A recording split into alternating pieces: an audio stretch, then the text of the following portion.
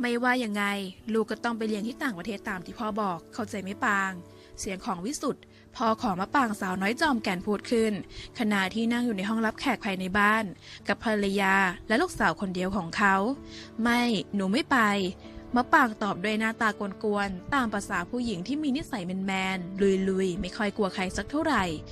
ไม่ไปไม่ได้นะลูกนี่มันเป็นโอกาสเดียวที่ลูกจะได้ออกไปสัมผัสกับการใช้ชีวิตแบบอิสระแบบที่ลูกต้องการไง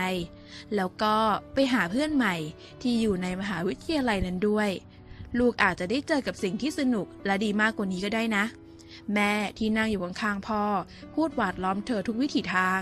ลองคิดให้ดีนะลูกแม่พูดย้ำอีกครั้งหลังจากที่เห็นมะปางเริ่มมีท่าทีคิดตามที่แม่พูดเอาเป็นว่าถ้าลูกเรียนจบกลับมาได้พ่อจะไม่บังคับอะไรลูกอีกต่อไปวิสุทธ์พูดโดยท่าทางที่ดูจริงจังจริงนะคะพ่อสัญญาแล้วนะมะปางถามขึ้นอย่างไวหลังจากที่พ่อพูดจบจริงสิแต่ลูกต้องเรียนให้จบด้วยนะได้ค่ะแล้วหนูจะกลับมาทวงสัญญานะคะในที่สุดเธอก็ยอมไปอย่างง่ายดายหลังจากที่พ่อกับแม่ของเธอนั้นจะส่งเธอไปนับ10 ครั้งได้แต่ก็ไม่เคยได้ผลสักครั้งครั้งนี้คงเป็นเพราะสิ่งที่แม่บอกเธอว่าเธอจะได้ออกไปสัมผัสกับการใช้ชีวิตใหม่ๆรวมถึงคำสัญญาจากพ่อที่จะไม่บังคับเธออีกต่อไป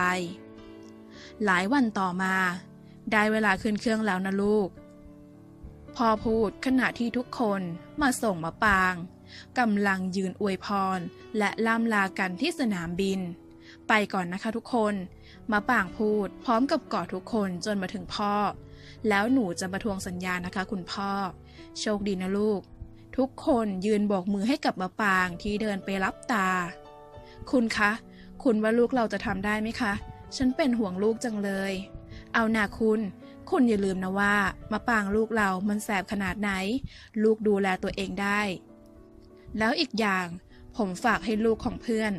ที่ไปเรียนอยู่ที่นั่นเหมือนกันช่วยดูแลให้อีกไม่นานก็คงได้เจอกันไม่ต้องห่วงหรอกหน้า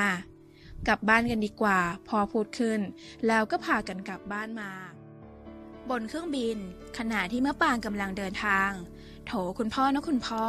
ส่งลูกมาเรียนต่างประเทศทั้งทีให้แค่ที่อยู่หอกับที่อยู่มหาวิทยาลัยเนี่ยนะแต่ก็เอาเถอะมะปางซะอย่างสบายมากอยู่แล้วระหว่างที่เธอนั่งเครื่องอยู่นั้นซึ่งใช้เวลานานพอสมควรเธอก็เปิดอ่านหนังสือของประเทศเป้าหมายนั่นก็คือประเทศอเมริกาเธอดูประวัติและสถานที่ต่างๆรวมถึงเส้นทางและอื่นๆอีกมากมายแล้วก็เผลอหลับไปจนได้เวลาที่เครื่องลงจอดณประเทศอเมริกาหุยหนาวชะมัดเธอพูดเมื่อเธอออกมาจากสนามบินเพื่อไปหารถไปยังหอพักของเธอยืนโบกรถอยู่พักใหญ่แต่ไม่มีรถคันไหนว่างเลยคนจะเยอะอะไรขนาดนี้นะหนาวก็หนาวเธอบ่นปีนเสียงแต่รถแท็กซี่คันหนึ่งดังขึ้นตรงหน้าเธอจะไปที่ไหนครับคนขับถามถ้าไปที่หอพักนี้ก็ขึ้นมาได้เลยนะถ้าต้องรอคงอีกนานอีกหลายชั่วโมงเลยแหละมะปางได้ยินแบบนั้นก็รีบตอบอย่างไวว่าใช่ค่ะหอพักนี้รอเดี๋ยวนะคะฉันขอเก็บกระเป๋าไว้ข้างๆคุณได้ไหมได้ครับน่าจะพอดีนะเมื่อเอากระเป๋าขึ้นรถได้เธอก็รีบไปนั่งข้างหลังรถทันทีอ้าวคุณมีผู้โดยสารนี่คะมะปางพูดเขาไปที่หอเดียวกับคุณนั่นแหละเขาไม่ว่าอะไรเพราะเห็นคนเยอะคนขับตอบพร้อมกับออกรถแล้วทำไมคนถึงได้เยอะขนาดนี้ล่ะคะมะปางถามเห็นว่าวันนี้มีศิลปินดังกำลังเดินทางมาน่ะอ๋อค่ะแต่ก็ขอบคุณนะคะที่อุตส่าห์รับฉันมาด้วยเธอขอบคุณคนขับรถและชายหนุ่มข้างๆเธอแต่หันไปดูอีกทีอ้าวหลับใส่ซะงั้นคนอุตส่าห์จะขอบคุณเธอบ่นแล้วก็พักสายตาทันทีที่พูดจบเมื่อเธอลืมตาขึ้นมาอีกทีก็เพราะเสียงของคนขับรถบอกว่าใกล้จะถึงแล้วนะครับเอ๊ะเธอรู้สึกแปลกๆกรี๊ดนี่คุณไอ้โรคจิตฉวยโอกาสลามกที่สุดเธอโวยวายแล้วผลักชายข้างๆเธอออกจากตัวของเธอเพราะหน้าของชายหนุ่มคนนั้นซุกมาที่หน้าอกของเธอแถมยังกอดเข้าที่ตัวของเธอซะอีกมีอะไรกันครับคนขับถามพร้อมกับจอดรถถึงแล้วใช่ไหมคะมะปางถามด้วยความรีบร้อนครับถึงแล้ว เธอรีบลงจากรถแล้วขนกระเป๋าออกมาพร้อมกับจ่ายค่าโดยสารแล้วรีบไปทันทีเกิดอะไรขึ้นครับเธอคนนั้นเป็นอะไรกันเขาผลักผมทำไมชายที่โดยสารมาด้วยถามขึ้นหลังจากที่เพิ่งตื่นผมก็ไม่รู้เหมือนกันครับแต่ว่าถึงหอแล้วนะครับคนขับพูดออกชายคนนั้นควักเงินจ่ายโดยท่าทางที่งงๆแล้วเดินขึ้นหอไปพ่อคะหนูถึงหอพักแล้วนะมะปางโทรหาพ่อกับแม่เมื่อถึงหอพักมาถึงหนูก็เจอคนโรคจิตเลยค่ะจริงเหรอลูกระวังตัวด้วยนะพ่อพูดพรุ่งนี้หนูต้องไปรายงานตัวที่มหาวิทยาลัยเลยเหรอคะหนูอยากพักก่อนน่ะไม่ได้นะต้องไปพรุ่งนี้เลยเวลาพักเรานะมีอีกเยอะนะค่ะคุณพ่อหนูไปก็ได้งั้นแค่นี้ก่อนนะคะหนูขอพักก่อนดูแลตัวเองด้วยล่ะลูกค่ะหลังจากที่วางสายเธอก็จัดห้องแล้วจัดเสื้อผ้าให้เป็นระเบียบเรียบร้อยก๊อกเสียงเคาะประตูดังขึ้นใครกันนี่ฉันเพิ่งมาอยู่ที่นี่เองนะฉันยังไม่รู้จักใครเลยเธอจึงส่องดูตาแมวที่บานประตูจึงเห็นหญิงชาวต่างชาติคนหนึ่งเธอจึงเปิดประตูออกไปมีอะไรหรือเปล่าคะเธอถามพร้อมกับยิ้มอย่างเป็นมิตรนี่ค่ะฉันเห็นมันตกอยู่ที่หน้าห้องของเธอมันสำคัญนะควรเก็บไว้ให้ดีๆล่ะหญิงชาวต่างชาติคนนั้นพูดพร้อมกับยื่นพาสปอร์ตให้มะปางโหยขอบคุณนะถ้ามีคนเก็บมันไปทิ้งฉันต้องแย่แน่ๆเลยเธอชื่ออะไรอยู่ที่ไหนหรอมะปางถามฉันชื่อสโนอยู่ห้องข้างๆเธอนี่แหละนี่ไงห้องของฉันเธอชี้ไปทางห้องด้านขวาของมะปาง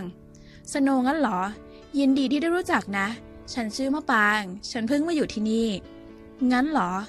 มีอะไรให้ช่วยก็บอกได้นะขอตัวก่อนสโนพูดพร้อมกับเดินเข้าห้องของเธอไปเย่ฉันเจอเพื่อนแล้วฉันจะไม่หลงทางในเมืองนี้แน่นอนมะปางพูดพร้อมกับปิดประตูเข้าห้องไปแล้วก็พักผ่อนมะปางใช้ภาษาอังกฤษในการสื่อสารทั้งหมดไม่มีใครรู้ว่าเธอเป็นคนประเทศอะไรมาจากไหนเช้าวันใหม่มะปางรีบแต่งตัวเพื่อไปรายงานตัวที่มหาวิทยาลัยเมื่อรายงานตัวเสร็จเธอก็เลยเข้าห้องเรียนทันทีเมื่อเข้าห้องมาเธอก็แนะนำตัวให้เพื่อนๆรู้จักโดยไม่ตื่นเต้นและไม่กลัวอะไรเลยอ้าวสโนนี่นาเธอทักเพื่อนร่วมห้องแล้วนั่งลงข้างๆสโนเธอเรียนที่นี่เหมือนกันเหรอสโนถามใช่ฉันไม่คิดว่าเธอจะเรียนที่นี่นะบังเอิญจังวันนั้นมะปางก็คุยแล้วสนิทกับสโนมากๆเวลาแค่วันเดียวเธอสามารถทักทายและรู้จักกับเพื่อนๆในมหาวิทยาลัยได้เยอะมากระหว่างเดินทางกลับหอ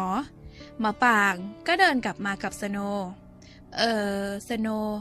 เธอรู้จักธนาที่เป็นคนประเทศเดียวกับฉันไหมเห็นว่าเขาเรียนอยู่ที่นี่นะมะปางถามธนาเหรอฉันรู้จักอยู่ธนาหนึ่งนะอยู่ห้องเดียวกับเราเนี่ยแหละแต่วันนี้เขาไม่มาเรียนน่ะมีอะไรเหรอสโนถาม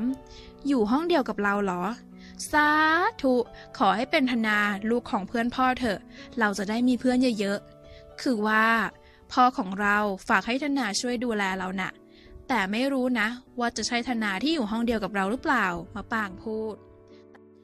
แต่ก็ช่างเถอะกลับหอแล้วไปหาอะไรทานกันดีกว่าเดี๋ยวสิธนาที่อยู่ห้องเดียวกับเราเขาอยู่หอเดียวกับเราด้วยนะจะลองไปหาเขาไหมสโนพูดไม่ดีกว่าอย่าไปรบกวนเขาเลยอาจจะไม่ใช่ก็ได้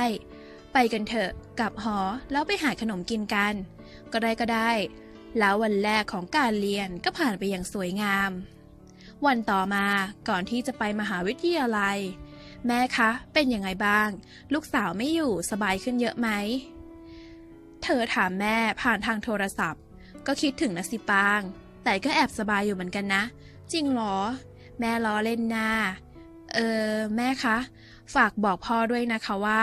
ช่วยส่งรูปลูกชายของเพื่อนพ่อที่ฝากให้ดูแลหนูมาให้หนูทีนะคะหนูอยากรู้จักเขาเร็วๆโอเคไปเรียนได้แล้วลูกค่ะรักแม่นะเมื่อวางสายจากแม่มะปางก็รีบไปที่มหาวิทยาลัยทันทีสโนมาแต่เช้าเลยนะนี่ฉันคิดว่าฉันมาเช้ากว่าใครแล้วเนี่ยมะปางทักสโนที่กำลังเดินเข้ามหาวิทยาลัยอ๋อพอดีฉันต้องรีบเอาหนังสือไปคืนเพื่อนน่ะเลยมาเร็วหน่อย แล้วเธอรีบมาทำอะไรแต่เช้าเนี่ยสโนว์ถามก็ฉันเหงาอยู่คนเดียวแล้วเซ็งๆก็เลยรีบออกมาเจอกับเพื่อนๆดีกว่าสนุกกว่าเยอะไปเข้าไปข้างในกันดีกว่าณห้องเรียนปางเดี๋ยวฉันเอาหนังสือไปคืนเพื่อนก่อนนะได้รีบมานะขณะที่สโนว์ออกไปสักพักเพื่อนร่วมห้องก็เริ่มเข้ามามากขึ้นสวัสดีมะปางทุกคนทักทายเธอแล้วเธอก็ทักทายแล้วยิ้มตอบกลับโดยท่าทางที่ร่าเริงสดใสตึกเสียงของใครคนหนึ่งเดินชนโต๊ะที่มะปางกำลังก้มเขียนหนังสืออยู่ขอโทษนะเสียงของผู้ชายคนหนึ่งพูดขึ้นไม่เป็นไรมะปางพูดพร้อมกับเงยหน้าขึ้นมามองชายคนนั้นเอ๊ะ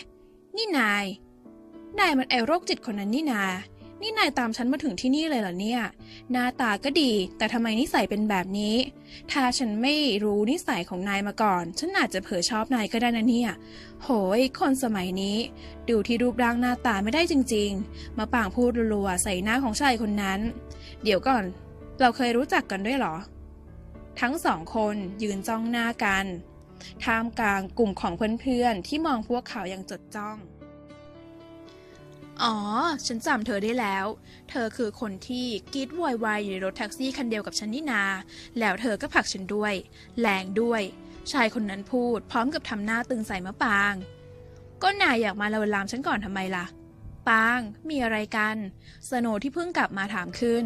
ก็หมอนี่มันเคยลวนลามฉันบนรถแท็กซี่ฉันจำได้แม่นเลยไม่ใช่ฉันไม่เคยลวนลามเธอและไม่เคยคิดด้วยชายคนนั้นพูดแล้วมองรูปร่างของมะปางแบบกวนๆเดี๋ยวก่อนนะมะปางฉันว่ามันต้องมีอะไรเข้าใจผิดแน่ๆเลยนี่คือธนาเพื่อนร่วมห้องของเราที่ฉันเคยบอกเธอไงแล้วเขาก็ไม่น่าจะเป็นคนแบบนั้นด้วยนะใช่ฉันแค่เผลอหลับไปแล้วก็ตื่นขึ้นมาเพราะเสียงกิ๊กของเธอนั่นแหละธนาพูดไม่จริงอะหลับยังไงให้หน้ามาซุกที่ช่างเถอะแต่ฉันก็ยังคิดว่านายมันโรคติดอยู่ดีมาปางพูดปางธนานี่แหละที่ฉันบอกเธอว่าเขามาจากประเทศเดียวกับเธอหรอที่คนบ้านเดียวกันเหรอเนี่ยเฮ้ยไม่น่าทำตัวแบบนี้เลยมาปางพูดแล้วทำหน้าตากวนๆนี่เธอธนาพูดปิงเสียงข้อความจากโทรศัพท์ของมะปางดังขึ้นเธอจึงหยิบขึ้นมาเปิดอ่านนี่คือธนาคนที่พ่อฝากให้ช่วยดูแลลูกข้อความพร้อมกับรูปของธนาที่พ่อส่งมาให้เธอดูทำให้เธอนั้นมองที่โทรศัพท์แล้วหน้าของธนาที่ยืนอยู่ตรงหน้าของเธอสลับกันไปมาเกือบ10 รอบได้ไม่จริงใช่ไหมนี่นายคือพี่ธนาลูกของคุณอาพี่ชัยจริงเหรอเนี่ยมะปางพูดอย่าบอกนะว่าเธอคือมะปางลูกสาวของคุณลุงวิสุทธ์ธนาพูดนี่พ่อฝากฉันไว้กับคนแบบนี้เนี่ยนะโหยคุณพ่อใจร้ายมะปางบ่นพึมพำฉันต่างหากที่ต้องพูดแบบนี้ธนาพึมพำนี่นายคุณครูมาแล้วเข้าที่ได้ค่ะทุกคนจึงรีบไปเข้าที่ของตัวเองมะปางนั่งข้างสโนอยู่ด้านหน้าห้องส่วนธนานั่งข้างเจไดเพื่อนสนิทของเขาอยู่ด้านหลังห้องเจไดวันนี้แกต้องพาฉันไปแก้เสี่ยงซะหน่อยแล้วฉันว่าฉันกำลังเจอศึกหนักเข้าแล้วล่ะธนาพูดกับเจไดเพื่อนสนิทชาวต่างชาติของเขาจัดไปสิเพื่อนฉันก็กำลังเครียดอยู่พอดีเครียดอะไรวะก็หาวิธีสารภาพรักกับสโนนะสิตามจีบมาตั้งนานยังไม่ยอมใจอ่อนกับฉันอีกเอาหน้ารักจริงต้องทำได้สิวะเพื่อนธนาพูดพร้อมกับตบไหล่เจไดเบาๆหลังเลิกเรียนนี่เธอนั่นแหละมะปางธนาพูดตอนที่มะปางและสโนกำลังจะเดินออกไปจากห้องเรียนอะไรของนายมะปางถามกลับด้วยเสียงแข็งนี่ฉันเป็นพี่ของเธอนะเธอควรเรียกฉันว่าพี่ถึงจะเรียนรุ่นเดียวกันก็เถอะไม่จำเป็นเพราะนายก็เป็นพี่ฉันแค่ไม่กี่ปีนี่นามะปางตอบแบบลอยหน้าลอยตาเอาเถอะฉันจะบอกเธอว่าฉันไม่ได้คิดทะลึ่งกับเธอจริงๆมันคงเป็นอุบัติเหตุฉันไม่ได้ตั้งใจฉันขอโทษนี่นายไหนตอนแรกนายบอกไม่ได้ทำแล้วตอนนี้ไม่ยอมขอโทษฉันทำไมหรือว่าคิดแผนไม่ดีกับฉันมะปางพูดพร้อมกับเอามือทั้งสองข้างบังหน้าอกของตัวเองเอาไว้นี่เธอฉันบอกว่าไม่ได้คิดก็ไม่ได้คิดสิฉันว่าเธอคิดมากกว่าแล้วนะเนี่ย ไม่จริงเอาเถอะมะปางกลับกันเถอะสโนว์พูดขึ้นไปสิฉันเหม็นหน้าคนแถวนี้ชะมัดเดี๋ยวก่อนเธอห้ามไปไหนธนาพูดอะไรของนายจะมาห้ามอะไรพวกฉันลุงวิสุทธ์ฝากให้ฉันดูแลเธอฉันก็ต้องดูแลสิไม่จำเป็นสิถ้าเป็นอย่างนั้นฉันจะบอกลุงวิสุทธ์แล้วข้อตกลงของเธอกับลุงวิสุทธ์ก็ถือว่าเป็นอันโมฆะนี่นายรู้เรื่องนี้ได้ยังไงนายสนิทกับพ่อฉันขนาดนั้นเลยเหรอว่าไงตกลงจะไปกับฉันไหมธนาพูดยียวนใส่มะปางไปก็ไปสิมะปางตอบด้วยหน้าตาที่ดูหงุดหงิดสโนไปด้วยกันนะเจไดที่ยืนอยู่ข้างๆธนาพูดขึ้นนะสโนไปเป็นเพื่อนฉันนะมะปางอ้อนวอนเพื่อนก็ได้สโนตอบทำให้เจไดดีใจออกนอกหน้าพวกเขาพากันไปทานอาหารเดินเล่นจนลืมความโกรธเคืองกันไปเลยเพราะบรรยากาศต่างๆทำให้วัยรุ่นอย่างพวกเขาสนุกกันมากๆแล้วในทุกๆวันธนาก็จะเป็นคนคอยดูแลมะปางโดยที่มีเจไดและสโนไปด้วยเสมอทำให้4 คนนี้สนิทกันมากหลังเลิกเรียนของวันนี้ทุกคนวันนี้เราไปที่แม่น้ำกันดีกว่าอากาศแบบนี้ต้องปิกนิกกันซะหน่อยธนาพูดเอาจริงดิมะปางพูดจริงว่าไงสโนเจไดจะไปด้วยกันไหมไปสิน่าสนุกดีนะทั้งคู่ตอบแล้วมองหน้ากันดูเหมือนว่าสโนจะยอมใจอ่อนให้กับเจไดซะแล้วเมื่อคุยกันเสร็จทุกคนก็มุ่งตรงไปยังหอพักเพื่อเตรียมของไปตั้งแคมป์เล็กๆแล้วมุ่งตรงไปยังแม่น้ำสายใหญ่แล้วจัดแจงข้าวของอาหารขนมแล้วก่อกองไฟเล็กๆขึ้นมาเพื่อคลายความหนาวบรรยากาศตอนนี้ท้องฟ้ากำลังจะเปลี่ยนจากเช้าเป็นมืดซึ่งเป็นบรรยากาศที่แสนจะวิเศษมากๆเมื่อทุกคนนั่งรวมกันที่กองไฟเพื่อปิ้งย่างแล้วพูดคุยกันอย่างสนุกพร้อมกับท้องฟ้าที่ค่อยๆมืดลงบวกกับแสงไฟยามค่ำคืนเรียงรายสวยงามเจไดมองหน้าของธนาเหมือนว่าทั้งคู่จะรู้อะไรกันบางอย่างมะปางไปซื้อขนมเป็นเพื่อนฉันทีพอดีขนมใกล้จะหมดแล้วธนาบอกกับมะปางจะหมดอะไรเหลืออีกตั้งเยอะมะปางตอบแล้วมองไปทางกองขนมเอาธนาพาฉันไปซื้อหน่อยฉันอยากกินอย่างอื่นโอ๊ยเรื่องเยอะชะมัดมะปางพูดพร้อมกับลุกไปเป็นเพื่อนธนาเมื่อทั้ง2 คนพากันออกไปที่อื่นเจไดก็เริ่มขยับเข้าใกล้กับสโนว์มากขึ้นเขาไม่รีรอเขาสารภาพรักความรู้สึกทั้งหมดที่เขามีต่อสโนว์ทันที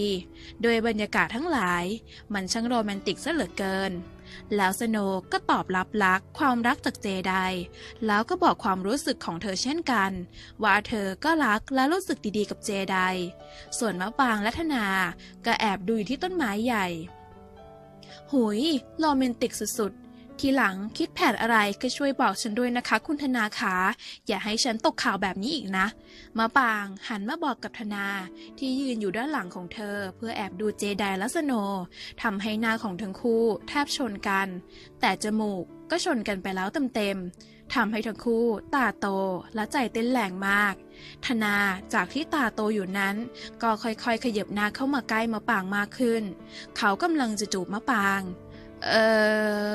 กลับไปหาเพื่อนเรากันดีกว่ามะปางพูดขึ้นพร้อมทำท่าทางตื่นเต้นมากทำให้ธนาหยุดที่จะทำสิ่งที่สมองสั่งไปกลับกันก็ได้แผนสำเร็จแล้วธนาทำหน้าเซ็งแล้วยื่นมือไปจับมือมะปางแล้วพากันกลับมาที่แคมป์ไหนล่ะขนมสโนว์ถามเมื่อเห็นธนาและมะปางเดินกลับมากินหมดแล้วขอโทษทีนะมันมีน้อยธนาตอบแล้วมองไปทางเจไดแบบกวนๆแล้วทำไมแกต้องจับมือกันมาด้วยวะกลัวมะปางหลงหรือไงเมื่อเจไดถามทั้งคู่ก็ปล่อยมือออกจากกันแล้วทำไมต้องจับมือกันมาด้วยอ่ะมะปางพึมพำระหว่างนั้นทั้งคู่ก็นั่งมองหน้ากันแปลกๆรู้สึกเขินๆความจริงมะปางและธนามีความรู้สึกที่ดีและพิเศษให้แก่กันตั้งแต่แรกเจอแต่ดันทะเลาะกันซะก่อนจึงต้องกลายมาเป็นไม่กล้าบอกความในใจต่อกันแล้วคืนนั้นก็ผ่านไปอย่างสนุกสนานเวลาผ่านไปนานเข้าทั้งธนาและมะปางก็ผูกพันกันมากขึ้นจนทั้งคู่แน่ชัดแล้วว่านี่มันคือความรักเฮ้ยธนาแกต้องการให้ผู้ช่วยพระเอกอย่างฉันจัดการไหมวะเจไดพูดขึ้น ขณะที่ธนากำลังนั่งกุมอยู่ในห้องของเจไดในวันหยุดไม่เป็นไรเดี๋ยวเรื่องนี้พระเอกขอจัดการเองดีกว่าแกไปดูแลความรักของแกให้ดีเถอะธนาพูดแรงเจไดตอบเวลาเริ่มผ่านไปเรื่อยๆธนาจึงไปปรึกษากับพ่อของเขาและพ่อของมะปางโดยที่ไม่ให้มะปางรู้ทางผู้ใหญ่ก็อนุมัติเต็มที่ธนาจึงไม่รีรอเขารวบรวมความกล้าและเช้าวันต่อมาเขาก็ชวนทุกคนออกไปเล่นหิมะขณะที่หิมะกำลังตกปล่อยๆไปสิฉันชอบหิมะมากมะปางตอบไปด้วยถ้าสโนไปฉันก็ไปเจไดบอกแหมไอ้นี่รักเพื่อนหน้าดูเลยนะงั้นไปกันเลยธนาพูดเมื่อออกเดินทางแล้วมาถึงที่หมายที่เป็นลานกว้างมีต้นไม้สีเขียวที่โดนหิมะปกคลุมปะปายบรรยากาศสวยงามไม่แพ้ที่ไหนๆเลยคู่ของเจไดกับสโนก็แยกกันไปเล่นหิมะที่อื่นมะปางเราไปสร้างตุ๊กตาหิมะกันนะเอาสิน่าสนุกนะแล้วทั้งคู่ก็ลงมือกันช่วยกันปั้นตุ๊กตาหิมะขึ้นมาจนเสร็จเหลือแค่ตกแต่งนิดหน่อยระหว่างที่ช่วยกันสร้างนั้นความรักก็แบ่งบานไปทั่วบริเวณมองตากันเขินๆจับมือกันประคองหิมะช่วยกันโอ๊ยจะหวานอะไรขนาดนั้นมะปางเธอช่วยไปหากิ่งไม้ฉันหน่อยสิทำไมต้องเป็นฉันทำไมต้องใช้ฉันด้วยเอาหน้าอย่าบ่นนักเลยชิไปก็ได้ระหว่างที่มะปางไปเก็บกิ่งไม้ธนาก็รีบทำอะไรบางอย่างกับตุ๊กตาหิมะนั่นมาแล้วแค่นี้พอไหมมะปางหยุดพูดแล้วยืนอึ้งเมื่อได้เห็นตุ๊กตาหิมะตัวนั้นที่มีคำว่าเป็นแฟนกันนะมะปางฉันรักเธอพร้อมกับธนาที่ยืนอยู่ข้างๆเล่นอะไรของนายฉันไม่ตลกนะก็ไม่ทำให้ตลกแต่ทำจริงคิดจริงเป็นแฟนกับฉันนะมะปางเสียงตบมือดังขึ้นจากด้านหลังของมะปางพร้อมกับโปรยดอกไม้ใส่ทั้งคู่นั่นก็คือเจไดและสโนหวานมากอะสโนบอกตกลงว่าไงมะปางธนาถามคือฉันก็รักนายนั่นแหละเฮ้เสียงดีใจดังขึ้นแล้วทั้งคู่ก็ช่วยกันตั้งใจเรียนจนจบแล้วกลับมาแต่งงานกันท่ามกลางความยินดีของทุกคนงานนี้จะขาดเจไดและสโนไม่ได้เด็ดขาดและแล้วทุกคนก็อยู่ด้วยกันอย่างมีความสุข